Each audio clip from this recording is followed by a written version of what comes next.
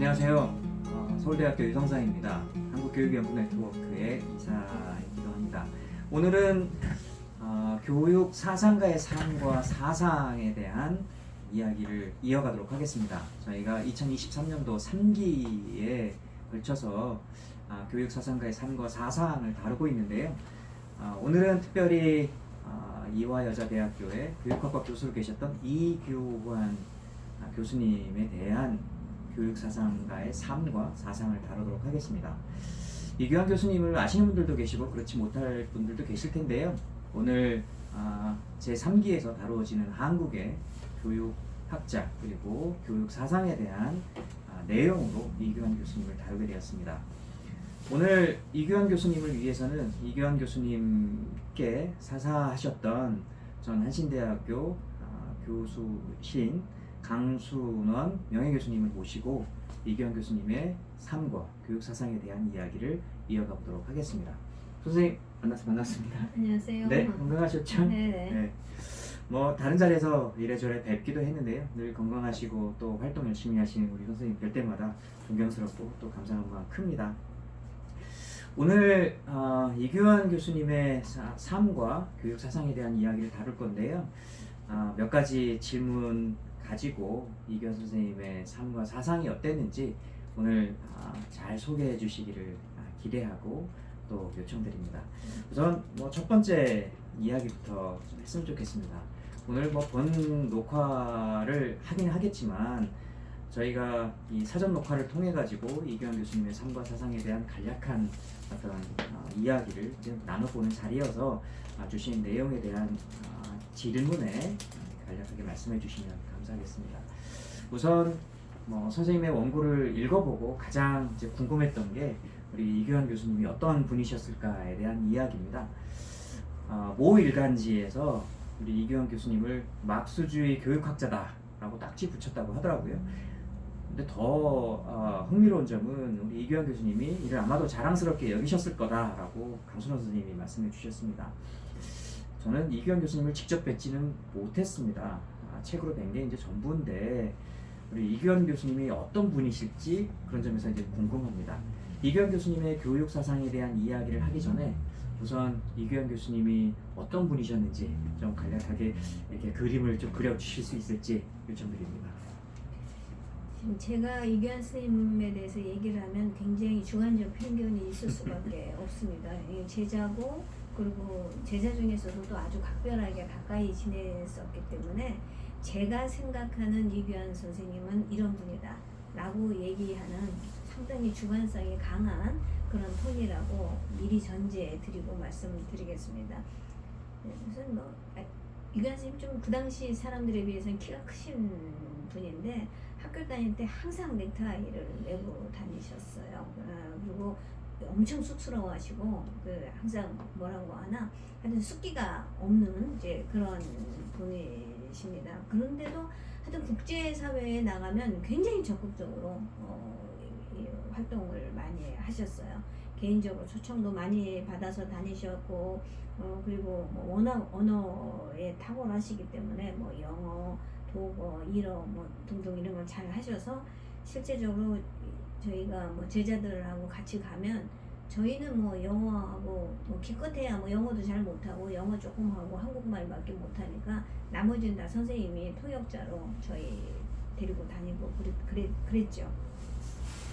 근데 이제 이교환 선생님 같은 경우에는 실제적으로 외국에서 초청받아서도 많이 가시게 했지만 본인이 가야 될 필요성이 있는 학회나 이런 부분에 있어서는 거의 본인이 자비로 이런 활동들을 많이 하셨습니다. 그래서 그런 점에서 나 이런 거 가려고 하는데 제자들 갈래요? 그러면 우리도 다 같이 각자 비용 내고 그리고 같이 따라다니고 그렇게 했었던 기억이 납니다. 이제 삶은 굉장히 평탄했습니다. 당시에 이제 여의도에 살고 그랬으니까 굉장히 중산층의 이런 중산층 교수 집안이라고 생각을 하시면 되죠. 그래서 여의도에 그렇게 크지 않은 아파트에서 살고 계셨는데 돌아가실 때까지 거기 사셨고 지금은 이제 돌아가신 이후에 거기 사모님도 지금 거기에서 이제 이사하셨습니다. 사모님하고도 이제 굉장히 다정하게 잘 지냈고 우리가 학생 만나면 사모님도 항상 옆에 앉아서 거의 같이 제자처럼 같이 대화하고 이렇게 나눴습니다. 일반적으로 이제 우리가 진보적이다 또 뭐 막스주의자다 뭐 이렇게 하면 대체적으로 좀 집도 가난해야 되고 뭐 고난도 좀 당해야 되고 뭐 이런 이미지가 나름대로의 어떤 뭔가 고초를 받는 지식인의 이미지가 있어야 되는데 실은 선생님은 그런 부분에 대해서는 전혀 없다고 볼 수가 있습니다. 근데 하여튼 묘하게 거의 굉장히 센 얘기를 하셨는데도 불구하고 직접적인 하나의 정치적 탄압을 받은 적은 없습니다. 뭐 경찰 조사를 받았다든가 뭐 이런 것은 하나도 없어요. 그래서 이게 그때는 굉장히 운이 좋았다고 생각을 하지만 그 다음에 이제 민주정부 이후에서는 이른바 옛날에 운동을 했다는 흔적이 딱지가 하나도 없는 이런 교수처럼 이제 돼 있어서 뭐 그건 양면성이 있는 이런 부분이라고 볼 수가 있습니다. 아주 그냥 조용하신 그 학자 이 이미지가 거의 일반적입니다. 네. 선생님 주신 원고를 보면 이규환 선생님의 삶에 대해서 궁금한 부분이 적지 않습니다. 사실 뭐 이 영어 선생님이었기 때문에 그다음에 유학을 다녀오셨으니까 영어는 잘하셨을 것 같고 당시에 지식인들이 일본어를 하셨으니까 일본어는 하셨을 것 같고 어떻게 독일어를 잘하셨을까 뭐 이런 것도 궁금한 부분이 있습니다. 근데 이제 그거는 나중에 저희가 따로 사담으로 하면 될 것 같고요. 우선 고등학교 교사 5년 이후에 미국 워싱턴 대학교로 유학을 가셨습니다. 그것도 자비 유학으로 쉽지 않은 결정이라고 생각을 하는데요. 도대체 무슨 이유로 유학을 결심하게 되셨을까? 이게 좀 궁금한 포인트입니다. 다른 한 가지를 여기에 더해서 여쭙자면 기독교 이념을 가진 대학에서 기독교인이 아니면서 진보적인 지식인으로 산다는 게 어떤 것이었을까? 그분의 어떤 삶의 어떤 이렇게 돌아보면서 하셨던 말씀이나 이런 게 있으셨을지 좀 여쭙습니다. 아마 지적 고민이 상당히 많으셨던 걸로 제 생각이 들어요. 대학에서 이제 영문과를 졸업을 했기 때문에 아무래도 이제 이런 낭만적인 뭐 셰익스피어도 있고 뭐 워즈워드 특히 얘기를 많이 하시고 뭐 그렇게 했거든요. 이제 그러니까 굉장히 낭만적인 이런 바닥이 있는데도 이게 항상 이게 인문학자로서 진리가 뭔가 그런 것에 대한 고민들을 많이 하셨다고 볼 수가 있습니다.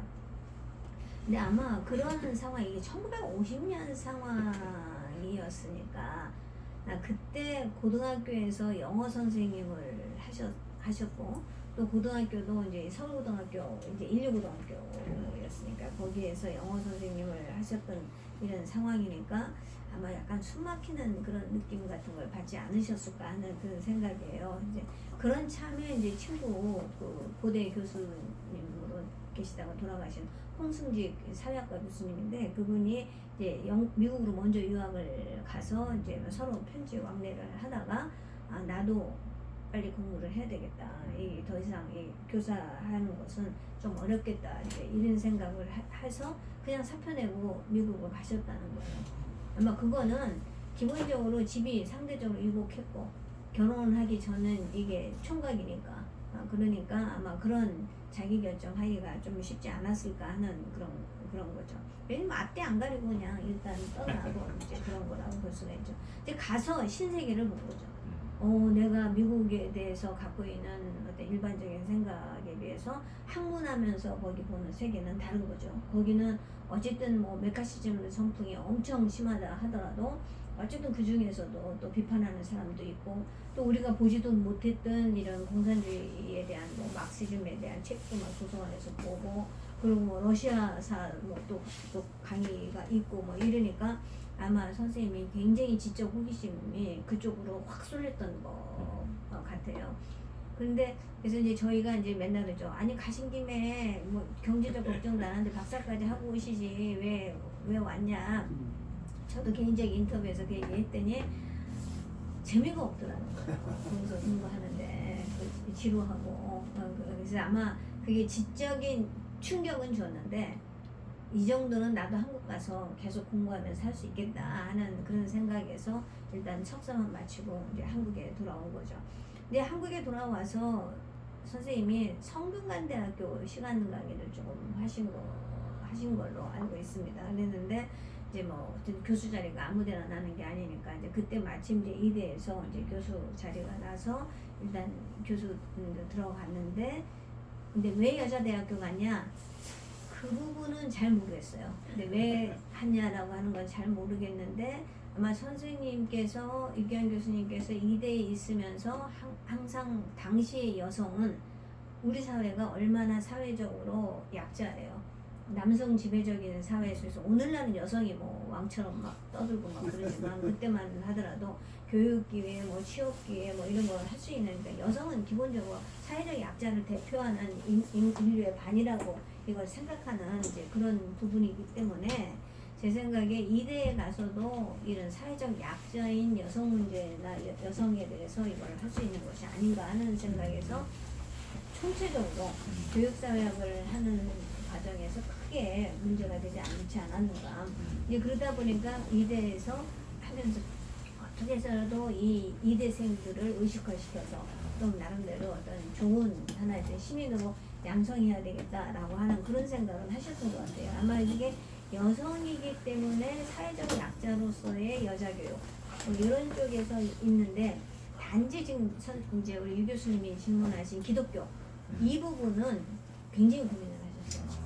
왜냐하면 한국 사회의 기독교가 갖고 있는 기본적으로 친미적 속성, 그리고 제국주의적 속성 이런 부분에 대해서 항상 비판을 했기 때문에 이대 내에서도 절대 기독교 근처에 가지도 않고 그랬죠.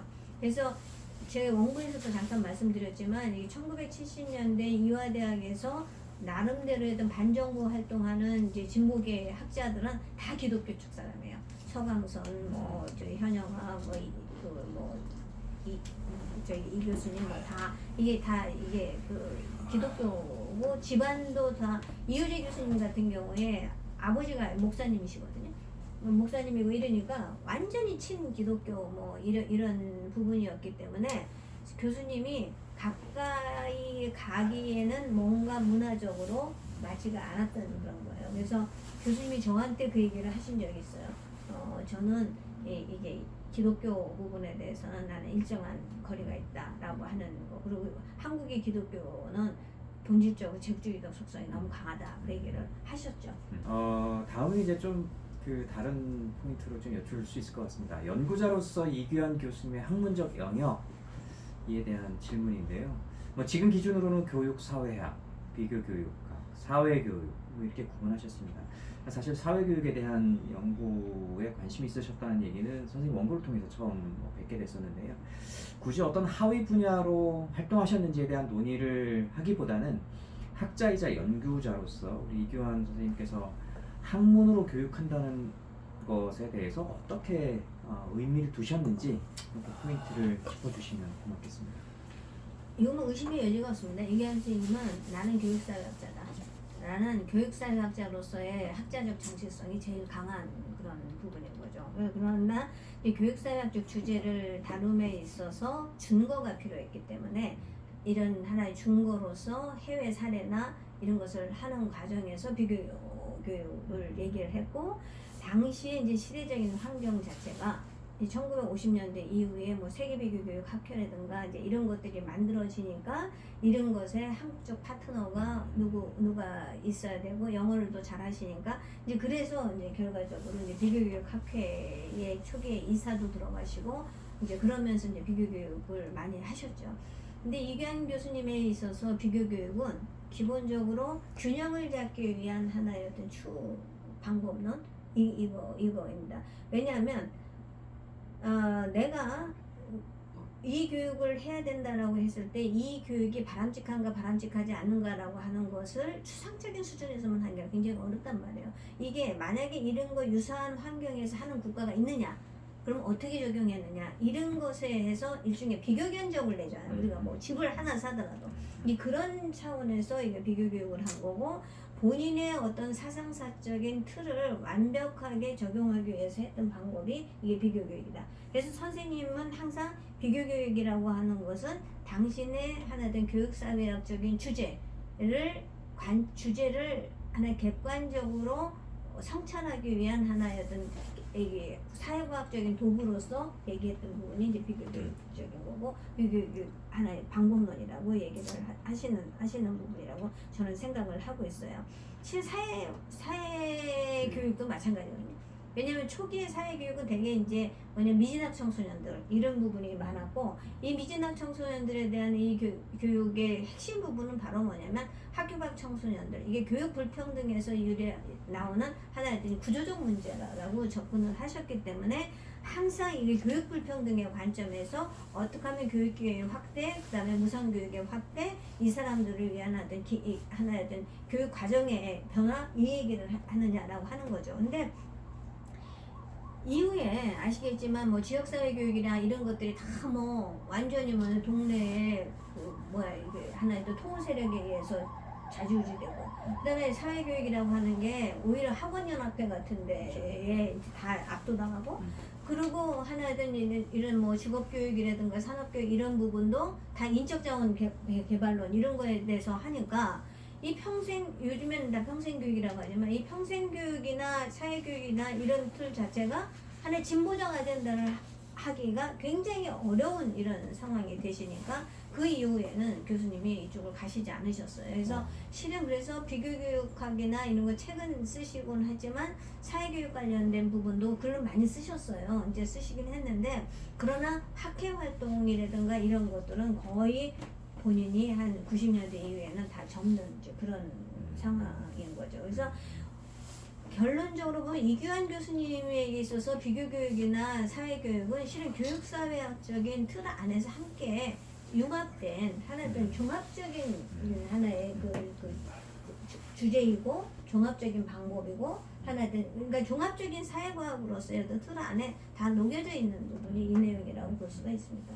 비록 여러 분야에 대한 논의를 뭐 이어가시기도 하시고 확장하셔도 하셨지만 결국 선생님의 정체성은 교육사회학이라는 그렇죠. 틀 안에 있었다 이렇게 말씀을 정리할 수 있을 것 같습니다. 다음 질문으로 좀 넘어가 보면요, 우리 이규환 선생님의 삶과 사상을 이야기하는 데 있어서 아주 핵심적인 포인트가 하나 있습니다. 우리 강순 선생님께서 말씀하셨던 것처럼 이규환 선생님의 삶을 안가주망을 취하신 어떤 학자 이렇게 말씀을 하셨는데 그분이 교육학자로 또 학자로서 연구자로 교육시험 실천에 대한 태도가 어떻게 바뀌었는지를 이제 서술한 부분이 있습니다. 선생님께서는 이를 대체로 1978년 사범대 내 사회과학 서클 청수 결성 당시에 아마 이를 전후해서 바뀌지 않았을까라는 좀 이렇게 느낌을 전해주셨는데요. 당신이 이제 지도교수로 요청받은 것과 연결 지을 수 있다는 점이죠. 이규환 선생님께서 나름 사회적 이슈와 거리를 두는 분이었음에도 불구하고 왜 지도교수로 요청받게 되셨는지 실제 이런 이규환 교수님의 이론적 연구자에서 실천적 학자 안가주망을 취하게 되신 계기, 상황 이걸 조금 더 실질적으로 좀 이게 그림처럼 보여주실 수 있을지 여쭙습니다. 이 부분은 지금 저랑 너무 개인적으로 연결되는 부분이고 제가 실은 이규환 쌤을 처음 만나게 된 계기가 이 청수 때문에 만났기 때문에 할 수 있습니다. 저는 학부가 교육학과가 아니에요. 저는 교육심리학과 출신이거든요. 그래서 이규환 쌤 수업을 한 번도 들어본 적이 없어요.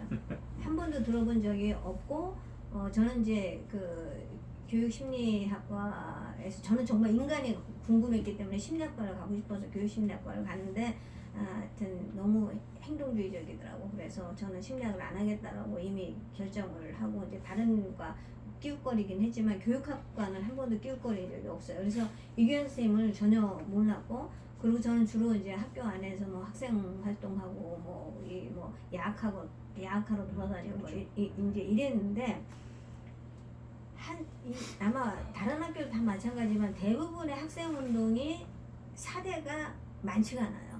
사대가 많지가 않고 대부분이 이제 물리대 상대, 그때는 상대 물리대 이쪽 중심으로 되어 있는데 특히 여자대학인 이화대학 같은 경우는 완전히 물리대 중심으로 이게 구성이 되어 있고 이제 뭐 그래도 뭐 혹시 이제 뭐 만약을 위해서 지도교수를 한 사람씩 이 학회마다 두는데 그분들 하는 사람들이 아까 얘기한 기독교적인 뭐 현영학 교수, 서강선 교수, 이우재 교수 이 세 분이 돌아가면서 이 학회에 막 이게 지도교수 해주고 뭐 이렇게 하니까 학회가 굉장히 인문대 중심으로 이게 확산이 안 되는 이제 이런 한계가 있는 거죠. 그래서 그때 이제 제가 이제 3학년이고 나름대로 이제 지도학년이니까 우리 때 이대로 두면 학회가 다 사그러들겠다.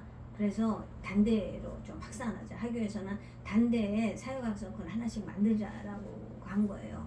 근데 단대 하는 건 좋은데 이게 가려면 지도 교수를 할 사람이 하나도 없는 거야. 그래서 이 사대에서 아무리 눈 씻고 찾아도 이 교육심리학과는 지도 교수 해줄 사람이 없어. 그래서 이제 다른 과 애들 중에 사대 애들을 아무리 찾아도 사대 딱 하나가 있어요. 딴 팀에. 그래서 이제 걔가 이제 77학번인데 걔랑 이제 나랑 이제 둘이 앉아가지고 하긴 해야 되는데 어떻게 있으면 좋겠냐. 근데 일단 지도 교수만 뭐 이게 되면 이게 그 다음에 시작하는 거 별 문제가 없을 것 같은데 그랬더니 얘가 이분 안 하실 것 같긴 한데 워낙 조용하시 안 하실 건 한데 수업 내용은 뒤지진보적인 거 다룬다고 이제 그러면서 얘기를 해. 그래서 그래 그러면 일단은 뭐 아는 사람이 없으니까 그래서 그 선생님 방에 이게 똑똑 두드려서 봤더니 이분이 이제 깜짝 놀라면서 그래서 저희가 이런 사회과학 서클을 하려고 그러는데 지도 교수 좀 해주시면 어떨까요? 단도직입적으로 가서 얘기하니까 이분이 깜짝 놀라면서 여기서 하지 말고 나중에 당신 집으로 오라는 거야. 그 당시가 얼마나 사찰 정치가 많았습니까?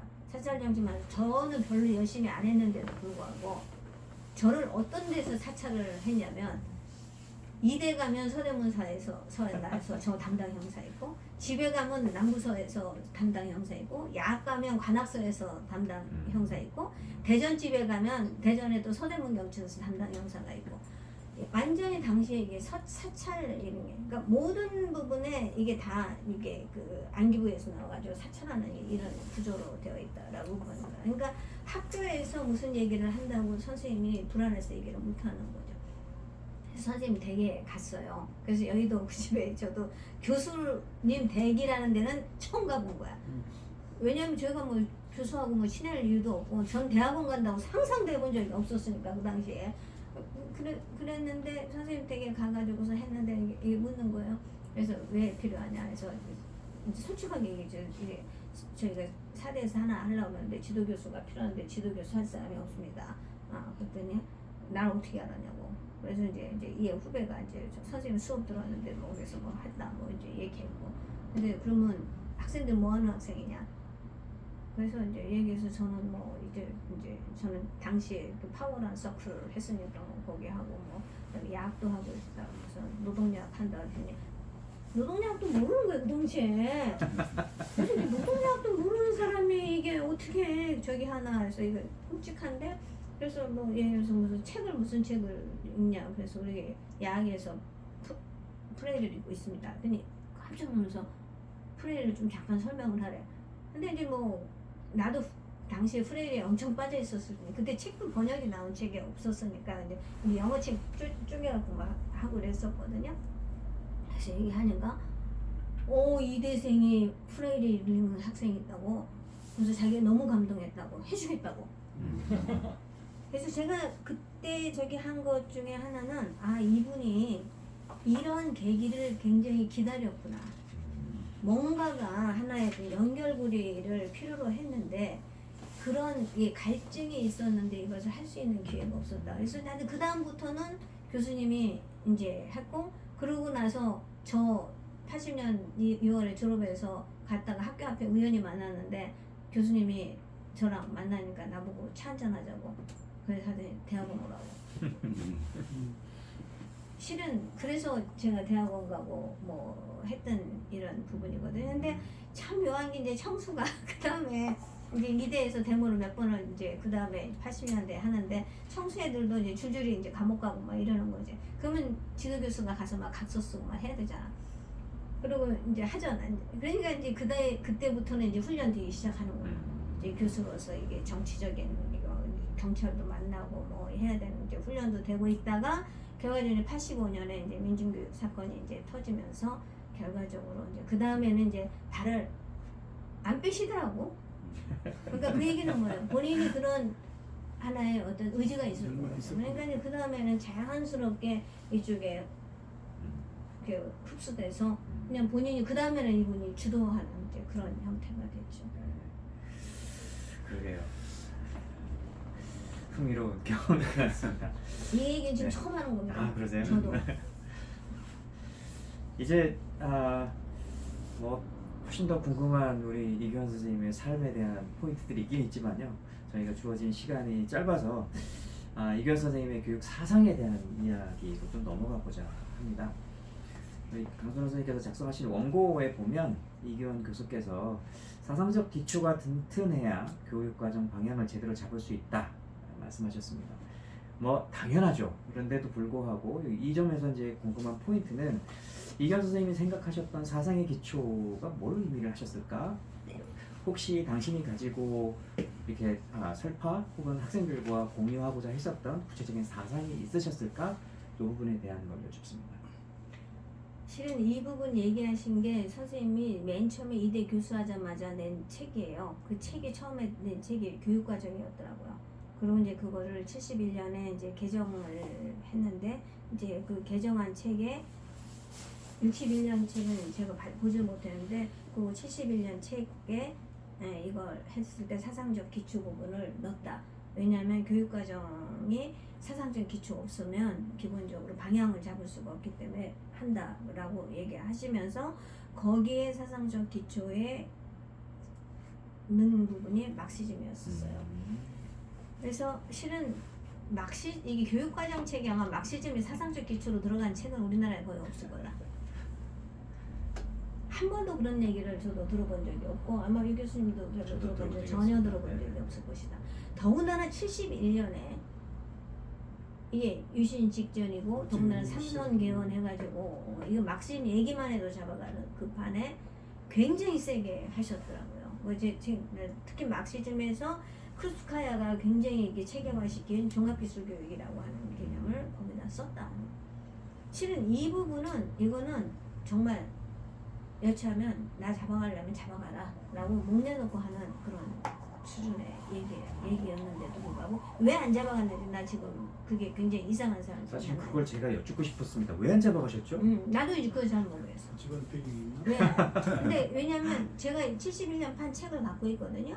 선생님이 이제 하시면서 나중에 제가 1년 전에 이규환 교수님하고 얘기를 더 하기가 왜냐면 말투가 어눌해지시고 돌아가시기 전에 그리고 귀도 잘 안 들리시고 막 그러더라고. 그래서 안 되겠어서 교수님 저랑 마지막 인터뷰 좀 하나 해놓자 그래서 한 2시간 인터뷰를 해놓은 게 있어요. 이게 아마 심성구 선생님 미리 알았기 때문에 나한테 지금 이런 기회를 준 게 아닌가 싶은데 그래서 그때 제가 인터뷰를 해놓으면서 선생님한테 얘기를 하니까 선생님이 당신이 해놨던 책에 이것을 저한테 다 주시면서 나보고 가지라고 얘기죠. 그래서 할 수 없이 저도 큰 책이 엄청 많아요. 나 웬만한 건 다 버렸는데 이번에 저도 정년 퇴임하면서 하여튼 그 책들은 지금 그냥 이규환 선생님이 주신 책은 제가 그래도 몇 권은 선생님이 쓰신 책은 제가 지금 갖고 있는 이런 부분이에요. 그래서 그 책의 내용이 더군다나 이 종합기술교육이 자본주의 사회에 있어서의 일면적으로 발달된 인간을 보완할 수 있는 대안적 교육이 종합기술교육이다. 이렇게 얘기를 합니다. 그러니까 이렇게 완벽하게 그렇기 때문에 앞으로 교육과정에서도 이런 걸 해야 된다라고 얘기를 하는 정도에서 이제 그런 의미에서 저는 확실한 좌파죠. 우리가 좌파식 이게 인식. 그러나 저는 제가 계속해서 이규환 선생님을 초기 과정은 강단 좌파라고 자꾸 얘기를 하는 거예요. 이게 수업 시간에서만 얘기를 하는 거지 행동하는 거는 굉장히 조심하고 안 하시고 뭐 그랬다라고 얘기를 하려고 하는 그런 부분인 거죠. 그래서 아마 이게 교육 과정과 관련해서 얘기하셨던 부분 중에서는 굉장히 사회주의에 대한 목마름 같은 게 있지 않았을까. 그리고 지구의 반이 사회주의 국가인데. 미소 양적으로 나눠서 보면 특히 아프리카에는 또 워낙 사회주의권들이 많으니까 근데 반이 많은데 우리가 이렇게 저쪽을 모른 채 교육하게 하는 것이 미래 세대를 위해서 이게 바람직하냐 이 얘기를 굉장히 많이 하셨어요. 왜 현실적으로 존재하는 그것에 눈 감게 하고 이게 그 엉터리로 가르치냐라고 하는 부분이 이규환 선생님한테 굉장히 많았다. 그리고 특히 남북 분단되어 있는 사회 속에서 북한을 사회주의 국가라고 얘기하는데 자꾸 왜 자본주의적 관점에서 북한을 얘기하면서 저걸 비판하냐. 이건 맞지 않는다. 북한의 사회주의가 사회주의적 이념의 토대에 비추어서 왜곡됐다. 그러면 문제일 수 있지만 자기네는 사회주의 국가라고 하는 데 있어서 사회주의식으로 가르치는데 왜 이걸 문제라고 얘기하냐. 이게 이제 이병헌 선생님의 핵심적인 부분이었고 그 부분이 비교교육학자로서의 굉장히 엄정한 균형적 추구라고 생각을 합니다. 그래서 아마 이게 사상적 기초에 있어서 굉장히 많이 낮던 부분이 우리가 얘기하면 좌파적 이게 사회주의적인 거, 그 다음에 이제 그 중에서 교육 부분에서는 종합기술 교육적인 측면, 뭐 이런 부분이 아닐까. 그래서 이것이 이후에 뭐 조금만 더 얘기하면 스웨덴식 사회민주주의, 이거 뭐 약간 개량적인 거 틀이긴 하지만 그래도 함께 얘기할 수 있는 것이 이쪽이 아닌가 하는 그 얘기를 계속 하셨습니다. 그것도 흥미로운 포인트네요. 네. 벌써 이제 좌파적인 생각이 80년대 초중반에 많이 컸을 거라고 생각했는데 꼭 그렇지 않고 이미 1971년도에 저서를 통해서 분명하게 제시하셨다고 하는 포인트가 저한테는 상당히 흥미로웠습니다. 다음에는 선생님이 주로 이렇게 제시하셨던 개념에 대한 이야기를 좀 다뤄봤으면 좋겠는데요. 이규환 선생님께서는 교육이 민주적이라고 하는 것이 적이라는 말을 아마 여러 장면을 통해서 말씀을 하신 것으로 알고 있습니다. 선생님께서 그 연구에서 교육 평등화 개념도 중요하게 다루셨다고 하셨는데요. 더욱이 민주화와 교육 평등화가 같이 간다 이런 말씀도 하셨습니다. 이규환 교수님께서 말씀하셨던 민주화, 평등화의 개념이 저희가 바라보고 있고 또 실천하고 있는 교육 혹은 교육 속에서 어떻게 의미 지어졌다고 생각을 하시는지 또 그분이 그렇게 연결 지었다고 생각을 하시는지 좀 간략하게 소개해 주시면 고맙겠습니다. 실은 이 얘기에 앞서서 실은 제 그냥 그 하나 에피소드 하나 얘기하면 제가 이제 호주에 한번 이제 호주에 초청받아서 갔는데 고등학교 3학년 수업에 한번 저 들어가서 애들하고 얘기를 하라는 거예요. 그래서 이제 얘기를 하는데 뭐 서로 얘기할 얘기도 없고 난 이제 얘기는 한국에 대해서 잠깐 얘기는 했지만 그러나 이제 질문을 하기 시작하기 전에 질문을 좀 먼저 받자. 그래서 애들이 이제 질문을 한 서너 명을 하나이가 한국 이게 한반도가 분단이 되어 있고 자기가 공부를 해보니까 분단되어 있어서 코리아가 두 개가 있더라. 근데 둘 다 리퍼블릭이고 민주주의인데 어떤 게 진짜 민주주의냐 이렇게 아주 질문 훌륭한데요. 질문이 엄청 훌륭하네. 그때 이제 저를 초대했던 교수가 티스데일 교수였는데 티스데일 교수가 자기도 난감한 거야. 이거 어떻게 어떻게 하나. 그래서 제가 얘한테 거꾸로 물어보지. 자, 민주주의에 뭐가 들어가야 되냐. 근데 자기가 뭐 아는 대로 뭐 자유도 들어가고 평등도 들어가고 뭐 인권 뭐 이런 얘기 쭉 해. 그래서 저쪽은 사회주의다. 데모크라틱 리퍼블릭이라고 하는 게, 그 다음에 우리는 그냥 리퍼블릭이라고 하는데, 이게 데모크라틱 리퍼블릭이라고 얘기하는 것을 어떻게 보면 소셜리스트 리퍼블릭이다.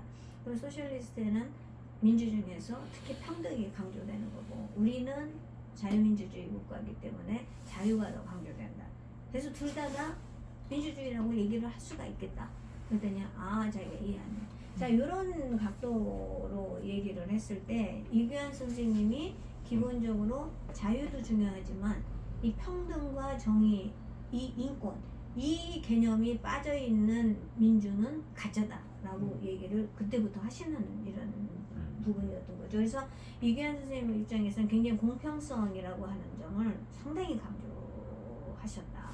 그래서 이 공평성이라고 하는 부분을 강조를 하시면서 이 공평성에서 가장 불이익당하는 사람이 뭐냐면 사회적 약자다. 이게 특히 민중층, 가난한 아이들, 이게 빈민가정 아동들, 뭐 이게 어촌, 벽촌, 뭐 벽지, 뭐 이런 아이들이었기 때문에 얘네들에 대한 이게 그 무상 교육이라든가 하나에 대한 균형 잡힌 교육이 필요한데 교사들 자체가 전혀 가르칠 준비가 안 되어 있고, 그래서 이 교사들에 대해서 굉장히 답답해하는 이런 글들을 굉장히 많이 쓰신 거죠. 그래서 실질적으로 우리가 교육사회에서 항상 이게 수월성과 공평성이 이게 두 마리 토끼 잡기 되게 어렵잖아요. 그래서 그나마 이 두 마리 토끼를 잘 조화 있게 찾는 데가 스웨덴식 이게 그 사회민주주의 형태이기 때문에 본인은 이 얘기를 한다라고 얘기를 하는 부분인 거고, 우리 사회도 앞으로 그런 방향으로 가야 되는 것이 아니냐라고 하는 얘기를 계속 했었던 이런 부분입니다. 네.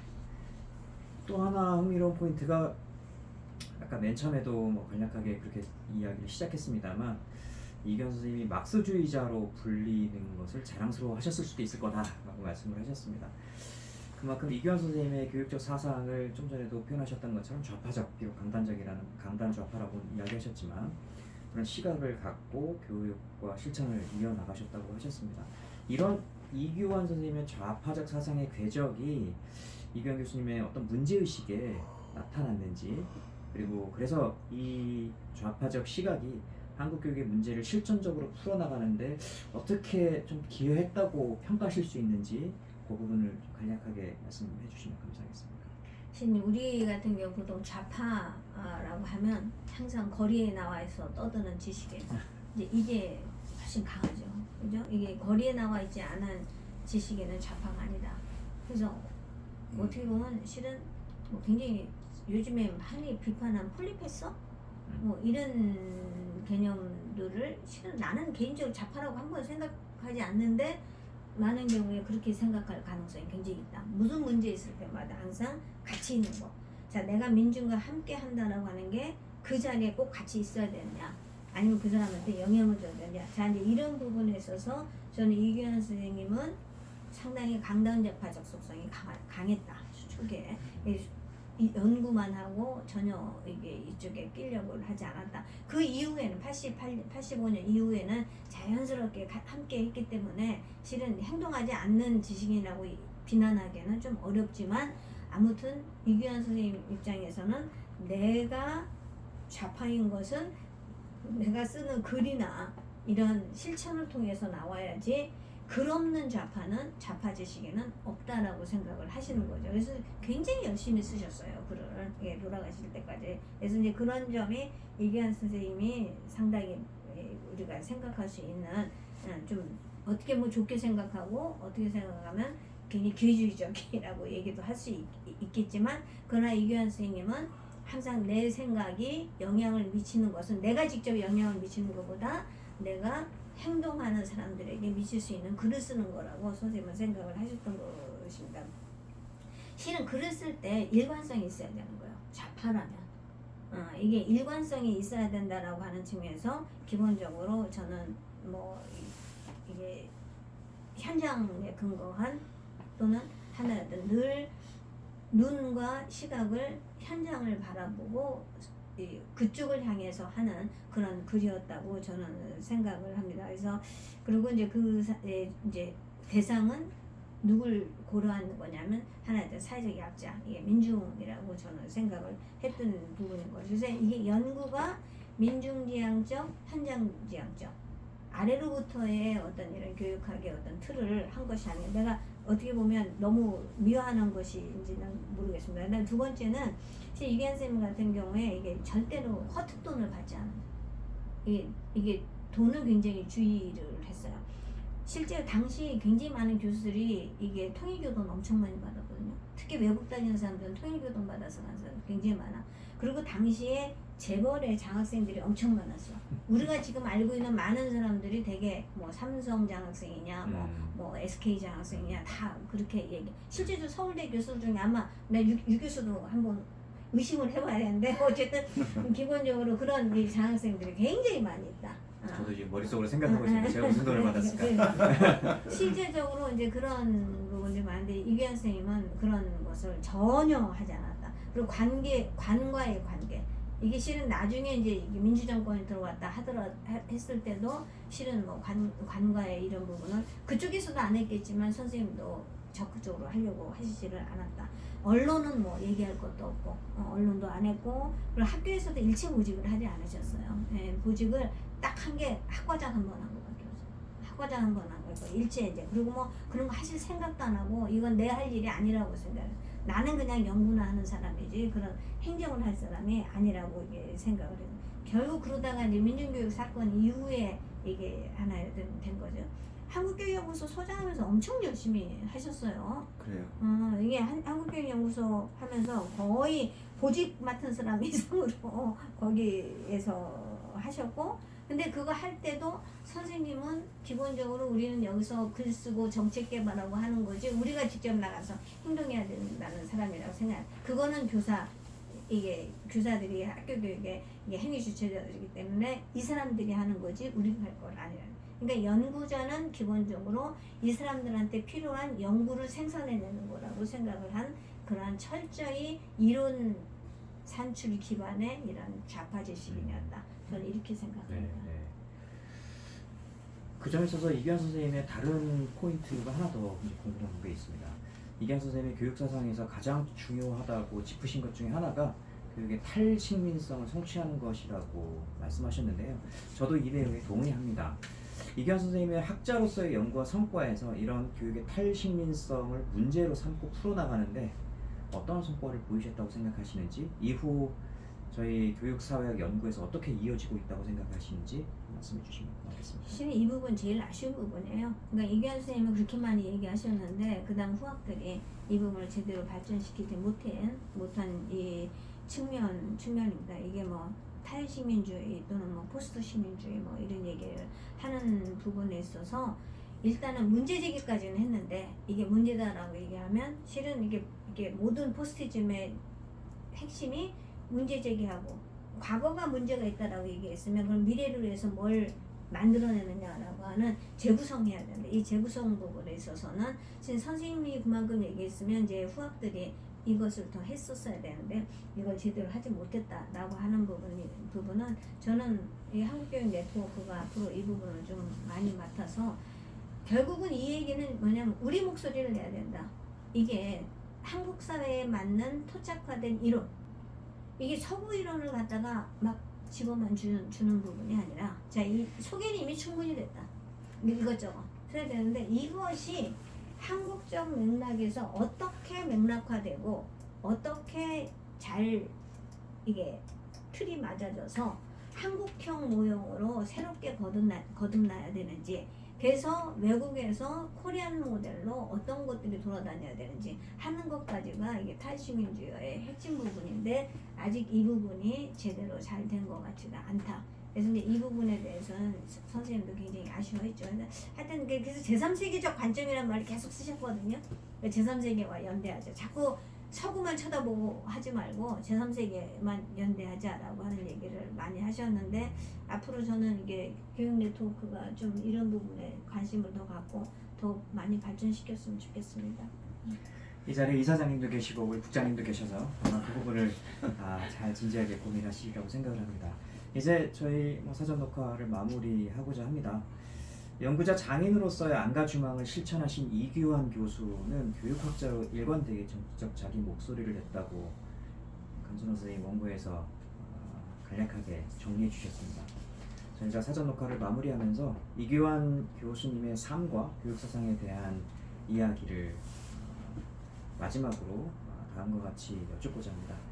그분의 삶과 교육사상이 오늘날 한국 교육의 학문적이고 실천적인 면에서 어떤 함의를 갖고 있는지, 또 앞으로 어떤 방식으로 이규환 교수님의 어떤 삶과 사상이 되돌아서 회상될 수 있을지 정리해 주시면 감사하겠습니다. 네, 이건 제가 그냥 정리한 걸 이렇게 한번 쫙 읽어볼게요. 학자는 연구 장인으로서의 연구자의 질량을 계속 갖고 나가는 자기 학습에 충실해야 한다. 자기 시간을 충분히 가져라. 너무 바쁘지 말아라 하는 게 이규환 선생님 항상 얘기하셨거든요. 그리고 월급 받는 교수가 다른 데 기웃거리지 마라. 프로젝트 너무 좋아하지 마라. 학생들에게 대애를 가져라. 이 페스탈로치 용어라고 얘기하세요. 되게 큰 사랑을 가져라 학생들에게. 그리고 교육은 노동자인 교육자들이, 교수도 노동자라는 거예요. 이게 노동자 계급이시거든요. 학생을 적극적 시민으로 잘 발달시키도록 최적의 교육 환경을 만들어야 하며, 이를 위해서는 교육행위 주체자들 간에 진정한 연대가 요구된다. 이런 얘기가 이규환 선생님이 하시는 얘기가 아닐까요? 자, 감사합니다. 감사합니다. 저희 이규환 교수님의 삶과 교육 사상을 통해서 한국 교육을 다시 돌아볼 수 있는 간략한 시간이었던 것 같습니다. 이규환 교수님이 이렇게 말씀하셨습니다. 학문성이 결여된 정치 권력의 신여적 역할을 하는 교육학. 아마 현재 교육과 교육에 대한 연구가 여전히 정치와 정권 그리고 기술 관료적인 이런 신여적 역할을 하는데 만족하고 있는 게 아닌가. 이규환 교수님의 비판이 오늘 교육과 교육 실천과 교육 연구를 하는 많은 분들에게 좀 울림이 있으리라고 생각을 합니다. 마지막에 우리 강순원 선생님이 이규환 선생님의 말씀을 통해서 하신 내용이 마치 제 폐부를 찌르는 듯한 느낌이 듭니다. 저뿐만 아니라 많은 한국 교육에 관심을 가지고 있는 연구자와 실천가들이 이규환 교수님의 삶과 사상을 통해서 오늘의 우리의 모습을 다시 한번 돌아볼 수 있는 귀한 시간이 됐으면 좋겠습니다. 우리 강순원 선생님 귀한 시간 내주셔서 감사합니다. 고맙습니다. 네, 고맙습니다.